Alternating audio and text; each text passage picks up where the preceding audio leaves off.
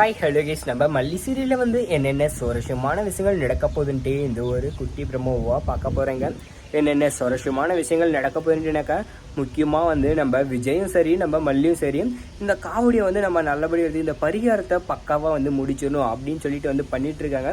அது மட்டும் இல்லாமல் இந்த ரஞ்சிதா ஒரு பக்கம் வந்து என்ன பண்ணுறாங்கன்னாக்கா, இந்த மல்லி கதையை வந்து டோட்டலாக வந்து முடிச்சிடணும், நான் இருக்க வேண்டிய இடத்துல இவ இருக்கா இல்லைங்களா, இவளை வந்து இதுக்கப்புறமும் நம்ம விட்டு வைக்கக்கூடாது அப்படின்னு சொல்லிட்டு ஒரு விஷயத்த வந்து பண்ணிட்டு இருக்காங்க.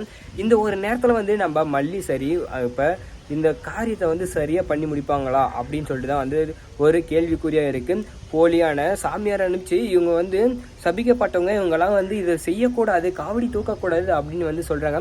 அந்த ஒரு நேரத்தில் தான் வந்து இந்த மல்லிகை ஹெல்ப்ஃபுல்லாக வந்து அவங்க என்ன பண்ணுறாங்கனாக்கா, சாமி வந்த மாதிரி நடித்து நீ ஆண்டா அதெல்லாம் கேட்குற, அவங்களாம் சரியாக தான் இருக்காங்க அப்படின்னு சொல்லிட்டு அந்த போலி சாமியாக இருக்கிறாங்களா அவரை வந்து பலார்னு வந்து அரைஞ்சிடுறாங்க.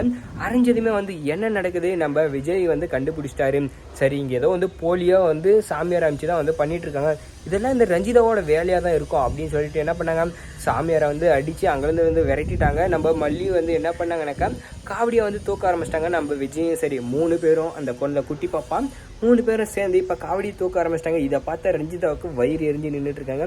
சரி இவளை வந்து அதுக்கு தகுதி இல்லாதவனை ஆக்கலான்னு பார்த்தாக்கா, ஆனால் எல்லா விஷயமும் வந்து சரியாக பண்ணிட்டு இருக்காங்க. இதுக்கப்புறமும் வந்து நம்ம பொறுமையாக இருக்கக்கூடாது, இந்த மல்லியோட கதையை வந்து டோட்டலாக முடிச்சிடணும். அவள் உயிர் போகிற அளவுக்கு தான் வந்து ஒரு பிளானை போட்டு இப்போ ஏதாவது வந்து நம்ம செய்யணும். இதுக்கப்புறமும் வந்துட்டாக்கா இவள் பரிகாரத்தை நல்லபடியாக செஞ்சு முடிச்சுட்டு என்ன பண்ணுவா, இந்த விஜய் கூட நல்லபடியாக சேர்ந்து வாழுவா அப்படின்னு சொல்லி வந்து இந்த ரஞ்சிதா வந்து நினச்சிட்டு இருக்காங்க.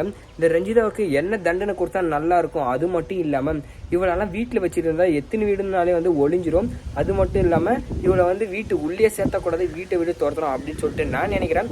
நீங்கள் என்ன நினைக்கிறீங்க, இந்த பரிகாரம் வந்து நல்லா நடந்து முடிக்காதா அப்படின்றத கமெண்ட்டில் கமெண்ட் பண்ணி நம்ம சேனலையும் சப்ஸ்கிரைப் பண்ணிக்கோங்க.